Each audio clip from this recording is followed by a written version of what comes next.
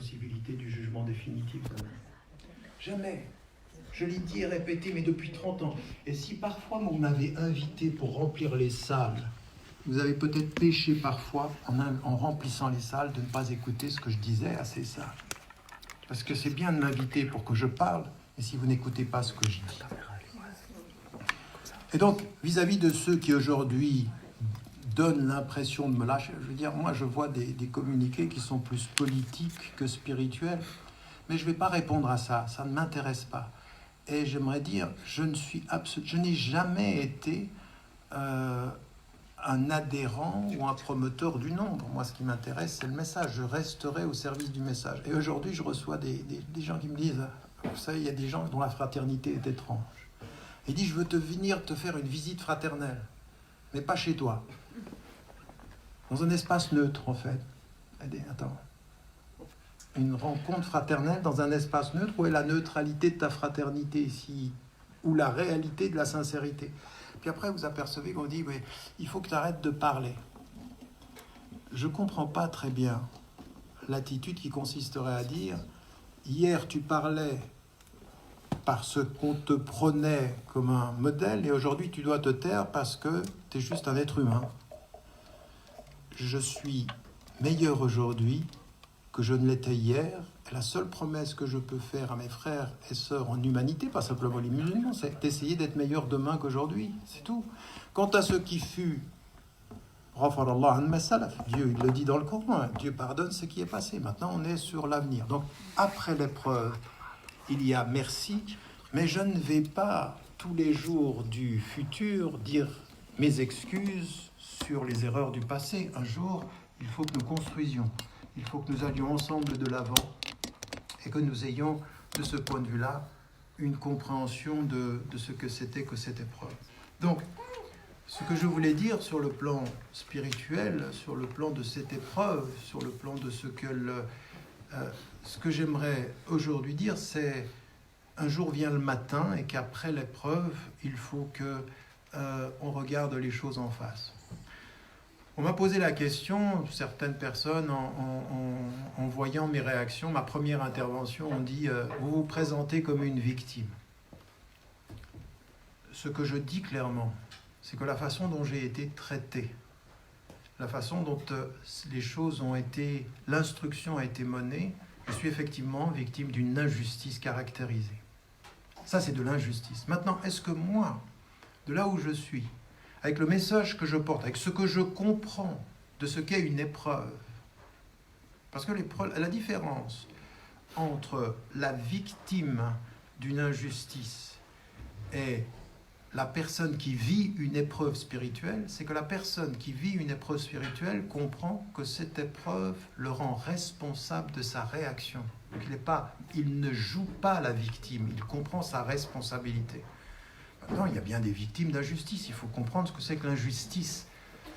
Quand j'entends aujourd'hui des personnes, même des gens avec lesquels j'ai travaillé pendant 20 ans, vouloir dire, au nom de ce qui peut être une faiblesse morale, on va répéter avec les médias français, on attend que justice soit faite, je trouve que c'est indigne.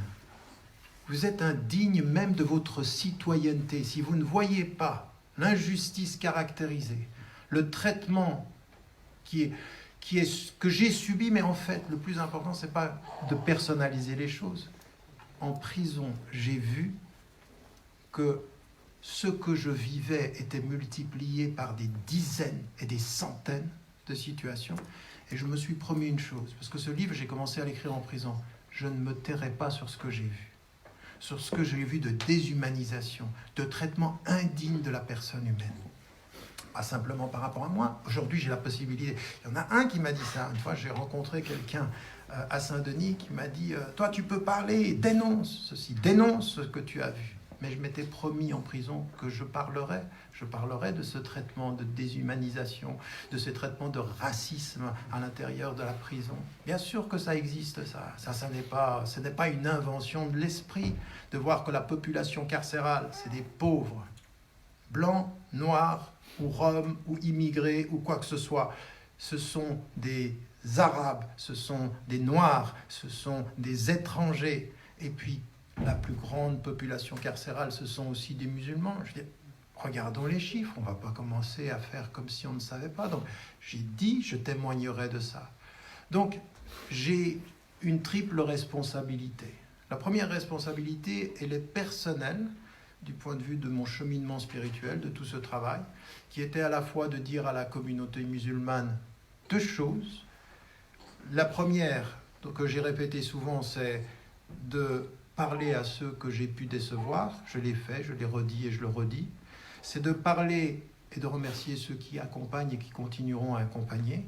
Et puis surtout de dire, je vais vous dire une chose, je ne lâcherai rien. Je suis plus fort spirituellement aujourd'hui que je l'étais hier. Et si hier je fus pour vous un modèle dans les apparences et que vous me quittiez sur le fond, libre à vous. Libre à vous. Mais sachez que sur le fond, la force spirituelle et la volonté de cohérence, elles sont là et que je continuerai ma route parce que je n'ai jamais servi ni un État ni une organisation. Je sers Dieu et un message. Et personne ne peut interdire à qui que ce soit de parler de ce point de vue-là. Donc on continuera. Ça, c'est ma première responsabilité. Mais il y a une deuxième responsabilité sur laquelle j'aimerais aujourd'hui m'arrêter. C'est celle de la responsabilité de faire un état critique de la situation, de ce que j'ai pu voir en prison et de ce qu'est aujourd'hui la société française. Parce que c'est révélateur de ce qu'est la société française qui arrive.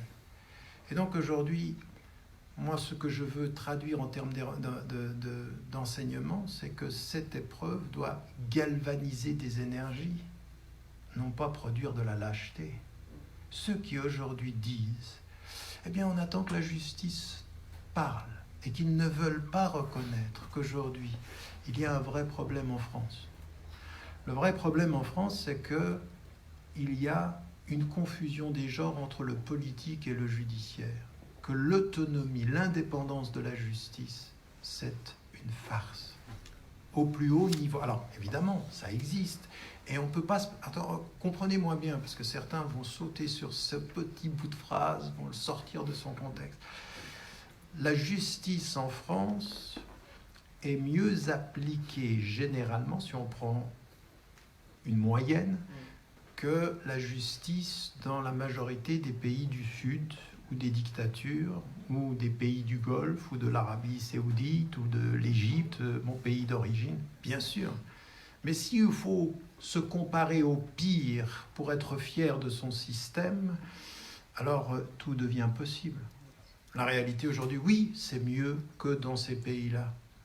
Mais aujourd'hui, nous ne sommes pas dans une dictature, nous sommes dans une démocratie, et qui nous dit, comme un des principes de la République, que l'on sépare les ordres, que l'ordre juridique n'est pas l'ordre politique. Moi, par exemple, c'est une affaire où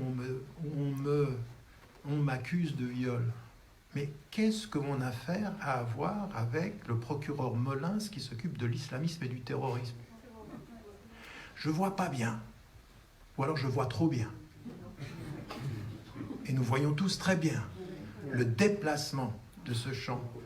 Et le procureur Molins, c'est pas moi qui le dis, il y a eu un gros problème, jusqu'à l'affaire qui vient de se passer avec la fille des princes saoudiens, là, qui vient d'être accusée, qui vient d'être condamnée. Qu'est-ce qu'il a fait, le juge Molins? Il lui a permis de partir avant même qu'elle soit entendue. Et le juge Molins, qui est-il? C'est celui qui était dans le cabinet de Michel Alliot-Marie, et dont les socialistes se sont plaints en disant qu'il y a une confusion entre le politique et le juridique. Ah ben tiens, oui, il y a une vraie confusion. Comment le chef d'un cabinet politique devient l'autorité suprême de l'indépendance de la justice? Et qu'est-ce que j'ai à faire là-dedans, moi? Pourquoi Molins, le procureur Molins, doit s'occuper de mon affaire? Parce qu'il y a dans tout ce qui concerne le terrorisme des façons de faire dans le traitement de l'instruction qui ne correspondent pas tout à fait aux autres. Dans l'isolement? Non, au-delà de cela. Mais simplement, ça c'est déjà une première question. On se dit, bon, il y a un problème déjà dans le traitement de cette instruction-là. Et puis ensuite, il y a la façon de m'avoir traité. Donc si on revient sur les faits, et ça c'est ce que je voulais dire et ce que je veux traduire comme deuxième responsabilité. En parlant de ce qui m'est arrivé, je suis en train de dire ce qui peut arriver à n'importe qui. N'importe quelle personne qui sera visible et qui prendra la parole, qui aura le courage de dénoncer, on peut tout imaginer. Tout imaginer. Et donc, la première des choses, c'est de dire, voilà, mon dossier, il est placé là. J'arrive à la police, tous les éléments à décharge sont oubliés, il ne reste que les éléments à charge. Ensuite, après, rétroactivement, on dit, oui, mais sur son alibi d'avion, en fait, c'était faux. Non, mais avant de dire que c'était faux 3 semaines ou 1 mois plus tard, vous auriez dû le vérifier auparavant. Pourquoi ça n'a pas été fait? Parce que ça pouvait vous gêner. D'ailleurs, ça n'est même pas arrivé à la police. On était dans le poste de police, il dit on n'a pas cet élément-là. Tous les éléments à décharge n'étaient pas là. Et attendez, quand vous avez 2 personnes à ce moment-là qui portent plainte, vous faites quand même des enquêtes sur les personnes. Aucune enquête sur les personnes. Ce n'est que maintenant, dans les dernières investigations, que sortent maintenant la réalité de ces personnalités-là, qui ne correspondent à rien à l'ingénu salafiste qu'était, soi-disant, Madame Enda Ayari, ou à la personne totalement sous contrôle et sous emprise religieuse qui était, ou qui a été telle qu'a été présentée, Christelle en l'occurrence. Tout ça ne correspond à rien. Tout ça, ce sont des mensonges. Et donc, on s'aperçoit, au fil de l'instruction, que des choses s'accumulent, que les juges ne tiennent même pas compte de ce que dit la brigade criminelle, que pourtant elle a mandatée. Je veux dire, comment voulez-vous prendre au sérieux ou considérer qu'il y a une objectivité quand 4 cabinets d'expertise disent la photo de cette femme qui est dans la salle, c'est elle, que la jeune fille dit « Ah ben non, c'est pas moi ». Et si vous voulez savoir, eh ben vous demandez à mon père, à ma mère, à mon concubin, à mon ex-ami, et que les juges suivent cela. Il dit « Attendez, il y a un problème ». Et tous ces éléments-là sont dans le livre, je les apporte, et à ces journalistes qui disent « Ah ben il n'y a rien de nouveau dans le livre ». Si, il y a tout le nouveau que vous avez caché. Parce que ce que vous avez dit, vous, de l'instruction, de ce secret de l'instruction qui n'est pas d'un secret d'instruction du tout dans la façon dont vous le menez, eh bien, votre façon de faire, c'est d'avoir été sélectif dans ce que vous rapportiez. Eh bien, j'ai rapporté ce que vous n'avez pas rapporté et que la brigade criminelle a dit. Parce que ce n'est pas moi qui parle, c'est la brigade. Et cela, pour moi, je le rapporte pour dire quoi? Pour dire que je suis une victime d'une injustice seulement? Me dire non, attention à toutes les actrices et à tous les acteurs de cette société-là. En matière de droit, il faut se battre. Et en matière d'indépendance de la justice, il ne faut rien lâcher. Mais pas pour nous, mais pour l'avenir de ce pays. Parce que si ce pays se permet et continue à traiter les pauvres, les immigrés, les arabes, les noirs, les musulmans, en nous disant « Ah ben surtout ne comparez jamais l'antisémitisme d'hier avec l'islamophobie d'aujourd'hui », je dis « Vous mentez ».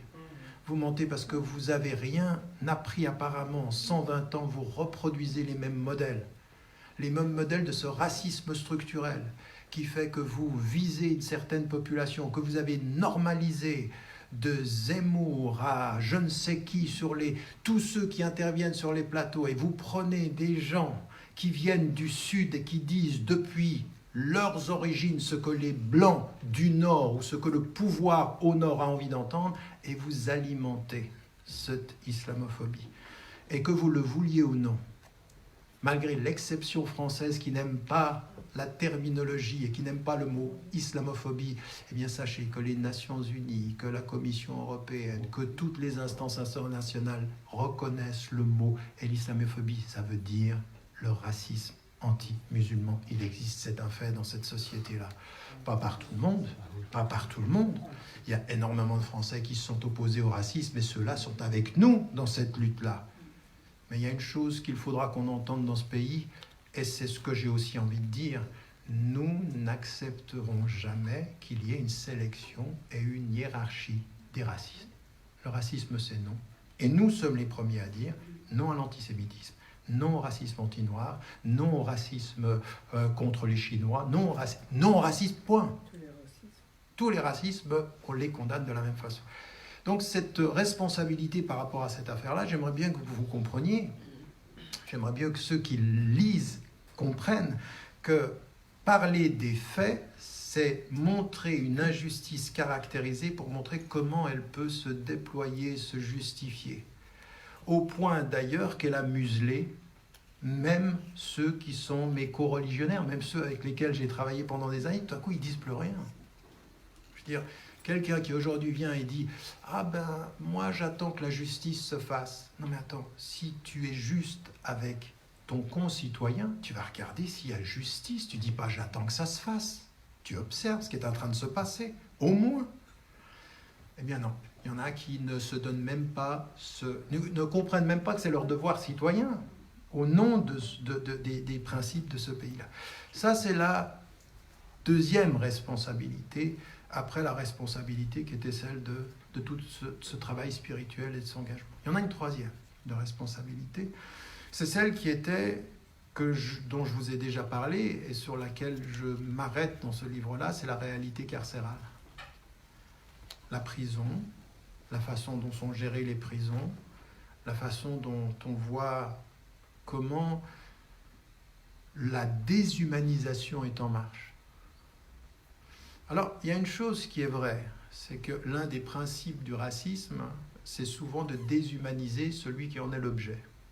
C'est-à-dire qu'à l'époque, les Juifs, ce n'est pas tellement des êtres humains. On les reconnaît d'ailleurs à leur amour de l'argent et ils sont très cupides. Vous voyez, toutes ces caricatures que l'on avait. Avec les musulmans, c'est la même chose. On déshumanise les êtres. Le système carcéral, c'est la déshumanisation systématisée. Et ce n'est pas simplement les prisonniers, c'est aussi tout le système. C'est-à-dire, j'ai pu voir comment les surveillants eux-mêmes, on arrivait à des moments donnés à une déshumanisation de leur fonction, de la façon de les traiter. Ensuite, avec la réalité de les uns qui surveillent les autres en permanence, et finalement des traitements qui peuvent être racistes. Alors, je le dis dans le livre, contrairement à ce qu'ont rapporté les médias, moi j'ai rencontré des êtres, vous savez, des petites secondes comme ça, où tout à coup quelqu'un il vous dit, mais vous ne pourrez pas vous rendre compte à des moments donnés ce que c'est que quelqu'un qui vous dit, mais vous avez faim, vous voulez boire. De ma vie, je n'oublierai pas celui qui m'a offert une banane avant qu'on m'enferme dans cette espèce de cage. Vous voyez, c'est des petites... Donc, un signe d'humanité dans un océan de déshumanisation structurelle, qui est la prison, et qui fait qu'à des moments donnés, on voit comment sont traités les gens. Comment se fait-il, je veux dire, au niveau qui était le mien, comment se fait-il que je sois le seul homme dans le mouvement MeToo qui finalement était en prison au niveau mondial? C'est-à-dire que ça a commencé aux États-Unis, il n'y en a pas un qui est entré en prison. Donc on me met en prison avec les indices concordants, qui étaient finalement les mensonges concordants de trois plaintes, dont l'une est tombée, les deux autres s'écroulent aujourd'hui. Et ensuite, après, on nous a annoncé une nouvelle plainte dans un lieu où je n'étais pas, dans un hôtel où je ne suis jamais allé, à un moment où j'étais aux États-Unis, enfin bref.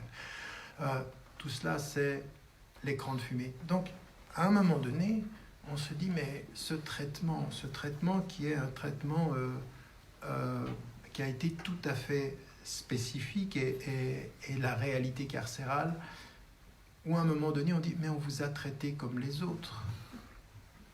C'est ce que j'ai entendu. Au moment où j'arrive, c'est pas le cas, mais à l'intérieur, c'est pas le cas non plus. Je veux dire, le médecin de Fleury-Mérogis qui dit la maladie de M. Ramadan est incompatible avec l'incarcération, et dont l'avocat, Maître Morin, pour ne pas le citer, prend le papier et dit « Mais qui c'est ce Farid ?» pour laisser entendre « Voilà un arabe qui est un autre arabe. » Mais ça, c'est quoi ça? Ça, qu'est-ce que c'est? Un avocat qui dit « Qui c'est ce Farid ?» laissant entendre un arabe qui est un autre arabe. Si c'est pas du racisme, qu'est-ce que c'est? C'est de l'interprétation libre, c'est la justice qui s'applique. Mais non, je l'ai vu à ce moment-là. Et ce médecin expert qui regarde mon genou et qui dit « Cette bosse-là, c'est la prière », avec un air mesquin. Vous voyez, je veux dire, à un moment donné, ça s'accumule. Et donc là, la réalité carcérale qui est de ce racisme caractérisé qui va, encore une fois, on peut se traduire en victime tout le temps. On dit « ils ne nous aiment pas ». Mais moi, ce qui m'intéresse quand je parle de la réalité carcérale et de la déshumanisation, c'est-à-dire que c'est à nous aujourd'hui de faire une vraie campagne de résistance contre la déshumanisation. Et ce n'est pas simplement la déshumanisation par rapport aux migrants qui meurent en mer. Celle-ci, elle est intolérable, il faut la dénoncer, puis il faut se mobiliser. Mais il faut se mobiliser aussi dans ce que l'on est en train de faire à des concitoyens, à des gens entre quatre murs. Il faut qu'on en parle de la réalité. Et moi, je l'ai dit à la psychologue, je me souvenais, à la kinésithérapeute, je le disais, mais je ne me tairai pas, ce que j'ai vu est intolérable.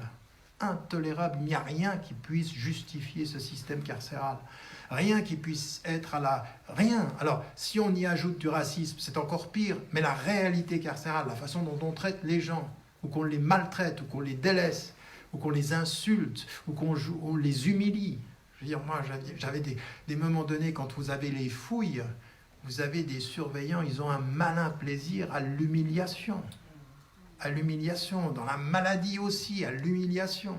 Je veux dire, je n'arrivais pas à marcher, j'étais en déambulateur, ensuite j'étais en chaise roulante. Le surveillant, il dit, mais c'est pas mon travail de faire ça. Du style, débrouille-toi. Et en plus, le droit est pour lui. Quand je tombe dans la souricière et que j'arrive plus à me relever, et puis que je lui dis, mais attendez, mais faites quelque chose, vous ne pouvez pas me laisser comme ça. Et je lui dis, mais vous ne respectez pas mes droits. Et que le chef de la détention me regarde, il dit, mais monsieur Ramadan, vous n'êtes pas à l'hôtel, il n'est pas écrit dans la loi qu'on doit vous aider ou qu'on doit vous relever. Et à partir d'un certain moment, vous voyez tout ce système-là. Et moi, ce que j'aimerais, ça n'est pas traduire un discours victimaire là. C'est à tous mes concitoyens, maintenant que je suis dehors, c'est de dire maintenant on va se lever, maintenant on va aussi considérer que la France, l'avenir de la France, c'est autant l'égalité de ses citoyens que la dignité de ses prisonniers. C'est ça. Et d'ailleurs, qu'ils soient musulmans ou qu'ils soient de quelque origine ou de quelque religion qu'ils soient, ce sont des êtres humains. L'humanité de l'homme précède n'importe quelle appartenance. Et ça commence là. Parce que ce discours-là rendra d'autant plus fort et crédible le discours qu'on aura sur les immigrés, le discours qu'on aura sur la façon dont on traite les Africains, la façon dont on perçoit l'Afrique, la façon, cette espèce de vieille construction que l'on a encore, cette perception de la visée impériale que l'on a et cette façon que l'on a d'instrumentaliser ou de voler l'Afrique. Parce qu'au bout du compte, la réalité, c'est que ça aussi, c'est un discours qu'on n'aimait pas. Ça aussi, je le sais qu'ils n'aimaient pas mon discours. Je sais qu'ils surveillaient. Ils ont dit, Tarek Ramadan est en train de mobiliser les Africains en développant la conscience. Ben oui, je ne vais pas arrêter. Jamais je n'arrêterai ça. La conscience africaine, c'est la dignité de l'homme, c'est la pensée ancestrale, ce sont les racines de l'humanité même. Et ceux qui diront que l'Afrique n'est pas entrée dans l'histoire, on va vous la rappeler, l'histoire. On va vous rappeler ce que c'est que d'entrer dans l'histoire. Et si nous sommes là, c'est pour ça. Donc je sais bien que ce discours, il est un discours qui dérange, et c'est la troisième de mes responsabilités. La dernière, elle est celle de penser l'avenir. Et comme je vous l'ai dit, au matin, quand le matin vient, après l'épreuve, savoir dire merci, c'est comprendre le sens de l'épreuve et comprendre aussi l'enseignement. C'est la sagesse. Qu'est-ce que je vais en faire de ceci? C'est suivre les traces de ceux qui disent « Eh bien, c'est à Dieu que nous appartenons, c'est de lui dont nous venons et c'est à lui que nous appartenons. » Et puis, la compréhension de la sagesse, c'est de s'en remettre à lui. De s'en remettre à lui. Moi, je me souviens d'un médecin qui était venu vers moi, qui était musulman et qui m'a rappelé entre... qui m'a rappelé dans cette épreuve-là l'invocation de Dhunnun de Jonas. La ilaha illa anta subhanaka inni kuntu minadh-dhalimin. Il n'y a de Dieu que toi. Louange à toi, j'ai été parmi les injustes. Et ma compréhension, la première des injustices, je l'ai eue vis-à-vis de moi. J'ai continué, je continuerai jusqu'à ma mort. Je veux dire, je remercie Dieu de m'avoir donné la possibilité. Franchement, je vous la souhaite à tous. Je veux dire, je vous souhaite à tous l'épreuve par laquelle Dieu vous donne une deuxième naissance. La possibilité de revenir et puis par l'épreuve de dire, voilà, moi je le remercie tous les jours de ça. Je sais ce que ça veut dire. C'est un privilège de pouvoir recommencer avant que la fin ultime soit là. Alhamdulillah.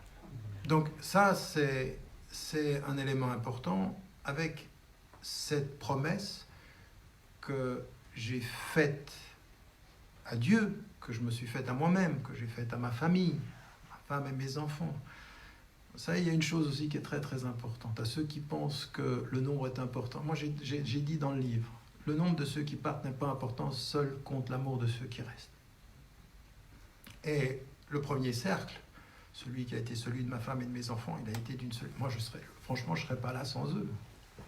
Sans Dieu et sans eux, je ne serais pas là. C'est-à-dire qu'à un moment donné, à un moment donné, vraiment, c'était difficile. Je veux dire, le doute quant à soi, le sentiment de ne pas pouvoir. Et donc, il y a eu cette force qui est venue de la famille plus large. Puis en plus, après, je me suis rendu compte, au gré du temps qui passait, que cette famille, ma femme, mes enfants, eux-mêmes étaient soutenus par un élément plus large qui leur ont donné de la force. C'est-à-dire que quand ils venaient me voir, ils me disent, j'ai vu un tel qui nous a donné de force en force. Eh bien, c'est ça qui compte finalement. Ce qui va compter, c'est ça. Ceux qui pensent que là, je veux dire, vous avez vu, hein, les musulmans, les médias, Tariq Ramadan veut revenir, il construit son retour, il a une stratégie du retour. Non, moi j'ai juste une volonté d'être. Je n'ai pas de stratégie de retour, j'essaie juste d'être et de servir ce même message qui est cette même volonté d'être proche de Dieu et proche des hommes. Parce que j'ai répété ça toute ma vie. Être proche de Dieu, c'est servir les hommes. Et par le service des hommes, c'est les hommes qui sont les plus démunis, ceux qui sont opprimés, ceux qui vivent l'injustice, et puis tous les hommes, sans exception, quelle que soit leur couleur, quelle que soit leur religion. Donc cet engagement-là, pour l'avenir, eh bien, c'est ça, c'est cette quatrième responsabilité qui est la mienne, et qui vous fait comprendre que alors vraiment, je ne sors absolument pas de cette expérience comme une victime consentante, mais comme un responsable. Hein. Et moi, je l'ai dit, je l'ai répété, je veux dire, je me suis jamais considéré comme le représentant des musulmans, le leader. Mais moi, je suis un enseignant. Moi, mon travail, c'est d'enseigner.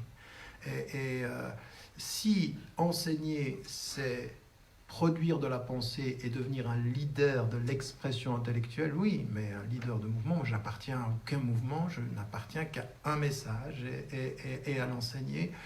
Et ce message, il dit être avec Dieu, être digne devant les hommes, et puis qu'est-ce que j'ai dit? Souvenez-vous, je disais que le djihad, c'était pas l'expression de répandre la guerre, c'était de promouvoir la paix.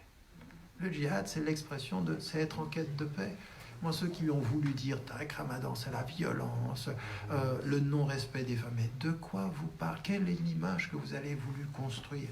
Je veux dire, je me suis toujours exprimé contre la violence, je hais cette violence et je suis un homme de paix, même si ceux qui ne veulent pas la paix, pour justifier qu'ils ne veulent pas la paix, sont obligés de dire que vous êtes un homme de guerre, puisqu'ils ne veulent pas la paix. En fait, ils veulent la paix selon leurs termes à eux, c'est-à-dire, c'est la paix du dominant. Oui, on connaît ça. Au Moyen-Orient, on connaît la paix du dominant. On connaît trop bien ce que c'est. Nous, on veut la paix des égalitaires. On veut la paix de l'égalité, de la dignité qui est partagée. Et donc, mon engagement par rapport à l'avenir, eh bien, ça va être ceci. À ceux qui se demandent, reviendra-t-il comme il fut? Eh bien non, parce que je ne suis plus le même. Donc je ne reviendrai pas comme ce fut, mais je n'ai pas à revenir d'un lieu que je n'ai pas quitté. Donc je vais continuer. Je vais continuer à ce que je suis devenu devant Dieu. Et ce que je suis devenu devant Dieu, c'est, j'espère, quelqu'un qui continuera à le servir, à servir le message, et puis à continuer à enseigner. Voilà ce que je vais continuer à faire. Et ce qui m'intéresse aujourd'hui, c'est aussi non pas de chercher, j'ai jamais été comme ça, je veux dire, ceux qui sont proches de moi savent que j'ai jamais été dans la quête du nombre. Moi, ce qui m'intéresse, c'est la quête de la qualité, c'est la quête du sens.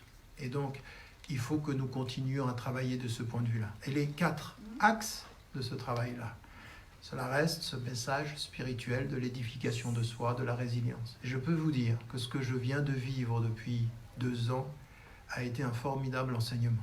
Je veux dire, à la limite, ça vaut 15 années d'El Azhar. Ou 20. Franchement, ça vaut tous ces enseignements théoriques. Là, vous êtes à l'intérieur, vous êtes avec Dieu, vous êtes dans cette... Donc ceci, il va falloir... il faut avoir la responsabilité d'en traduire quelque chose qui soit un travail d'édification, toujours au service. Avec ce message-là, je sais qu'il y a eu des vous savez, je vous remercie tous là parce que vous êtes beaucoup à avoir été extrêmement dévoués. Encore une fois, je veux dire, j'ai peut-être pas suffisamment dit et tiré mes remerciements. Je me suis beaucoup excusé, mais j'aimerais vraiment que vous entendiez parce que tous les détails ont été importants. C'est-à-dire celles et ceux qui ont pu soutenir ma famille, celles et ceux qui ont pu me faire parvenir des livres, celles et ceux qui m'ont écrit, tout ça, ça a été vraiment, ça m'a porté. Et à des moments donnés, quand depuis la cellule, j'entendais de l'extérieur, celles et ceux qui disaient qu'ils ne lâcheraient rien, ah oui, ah non mais, je veux dire, à des moments, mais sérieusement, à des moments donnés, je rentrais du parloir où j'avais quitté Iman et Mariam ou mes enfants, qui étaient présents, c'était dur, quoi, à des moments donnés. Et tout à coup, vous rentrez dans la cellule, on lâchera rien, prisonnier politique. Ah oui, non, mais oui, je veux dire, ça a été vraiment, ça a été extrêmement important. Donc, ce message-là, ce message spirituel, ce message qui aujourd'hui a été nourri par cette expérience-là, nourri par ces blessures et en même temps ce travail d'introspection. Et voilà, Inch'Allah, ce que je peux vous promettre, c'est que je vais en faire quelque chose. C'est que je vais en faire quelque chose au sens où je vais lui donner du sens, au sens où je veux le partager avec vous. Et encore une fois, le nombre importe peu. Le prophète alayhi salam a pendant 3 ans de sa vie enseigné à 30 personnes. Donc en l'occurrence, c'est pas ça qui est le plus important. Le plus important, c'est que ce message spirituel soit rendu pour ce qu'il est. Et puis avec ce message-là, il y a une chose quand même où je me suis rendu compte. J'en parlais beaucoup avant, mais j'en parlerai maintenant de façon complètement différente. C'est toute la notion du pardon. Le pardon quant à soi, devant Dieu, savoir se pardonner, ce que je disais beaucoup. Hein. Je veux dire, mais c'est différent quand, après, vous avez traversé... donc, savoir se pardonner, savoir aussi reconnaître le pardon de ceux qui vous aiment. Et puis même, ce qui n'est pas toujours le plus facile, c'est savoir pardonner à ceux qui ne vous pardonnent pas. De savoir aujourd'hui, réellement, et je le dis dans le livre, le dépassement de la rancœur par rapport à ceux qui se sont éloignés, parce que bon, à un moment donné, vous devez les comprendre. Donc ce travail sur la notion de pardon, la spiritualité qui est une spiritualité qui est aussi une éducation à la dignité, au rapport quant à soi, faire attention aussi aux relations de pouvoir, parce que ça... c'est aussi quelque chose qui est important. Je m'en aperçois maintenant. Il y a des gens, aujourd'hui, qui viennent à moi dans le pardon, dans une position qui est une position de prise de pouvoir. Je me dis, il faut faire attention à ça, de moi à eux et de eux à moi. C'est-à-dire, pardonner, c'est pas avoir le pouvoir de pardonner. C'est de servir en pardonnant. C'est le contraire, c'est un service, le pardon. C'est pas une prise de pouvoir. Voilà, on manipule cette notion-là. Donc, voilà, il y a tout ceci qui est lié à ce travail-là, qui est lié à ce que je disais, je veux dire, se nourrir de source de la révélation. Le Coran m'a accompagné tous les jours de cette incarcération, tout le temps. Ça m'était difficile, la remémorisation, mais voilà, ça a été important, et de cela je ferai quelque chose. J'ai cette responsabilité-là devant Dieu et devant les hommes. Et puis, encore une fois, ce que j'aimerais traduire par rapport à ceci, par rapport à vous, ceux qui écoutent ou ceux qui continuent la route et qui comprennent que la route elle est longue, c'est aujourd'hui de continuer à traduire ce que j'affirme avec force. Ce qui vient de m'arriver n'est pas une remise en cause de mon message, mais sa confirmation. En fait, tout ce que j'ai pu dire depuis 30 ans se confirme dans ce qu'on voit aujourd'hui. Alors, encore une fois, sur le plan spirituel, ça me paraît être une évidence. Parce que j'ai dit des choses aussi aux gens que je répétais, mais souvent les gens n'entendent pas de la même façon avant l'épreuve et après l'épreuve. Oui. Je disais, n'idéalisez personne. Je ne suis pas ce que je vous dis. Ce que je vous dis, c'est ce que j'aimerais être. Et donc ce travail qui est une quête, je l'ai toujours dit ça. Il y en a qui ne l'entendaient pas. Il y en a qui viennent me dire, mais tu nous as trahis. Je vous ai trahi? Non, je vous ai déçu. Mais si j'ai trahi quelqu'un, c'est moi-même. Je vous ai déçu, d'accord. Mais trahi, non, il ne faut pas aller... Je veux dire, peut-être qu'il fallait entendre aussi ce cheminement et comprendre aussi ce que je pouvais vivre. Et savoir une seule chose, c'est que vous n'êtes pas au courant des épreuves des gens. Vous n'êtes pas au courant de leur solitude, de leur peine, de leur souffrance. Donc suspendez votre jugement et de votre déception, bien faites quelque chose. Si votre déception accède au pardon, eh bien c'est un véritable enseignement spirituel.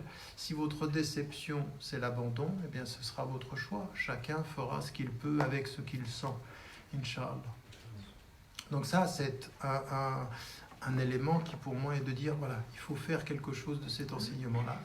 Et puis il faut faire quelque chose de ce rapport à la justice, de ce rapport à ce mot que vous avez été beaucoup à répéter, on ne lâchera rien.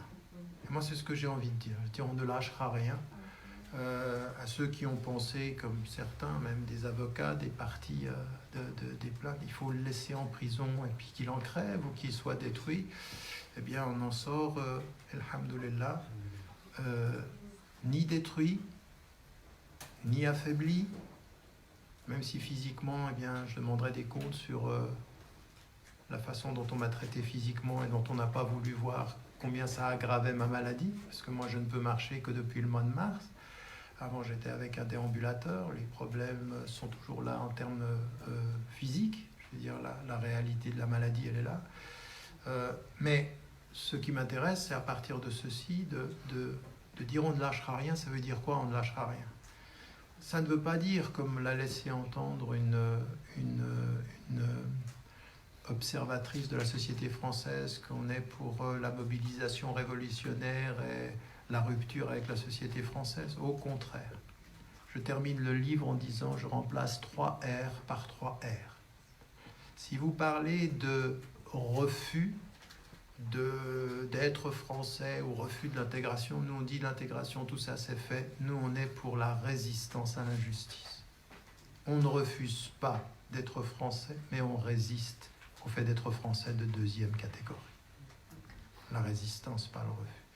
Lorsque vous nous parlez de radicalisation et du fait que qu'on se radicalise, nous on n'est pas pour la radicalisation, on est pour la réconciliation. Mais pas la réconciliation des bénis oui-oui.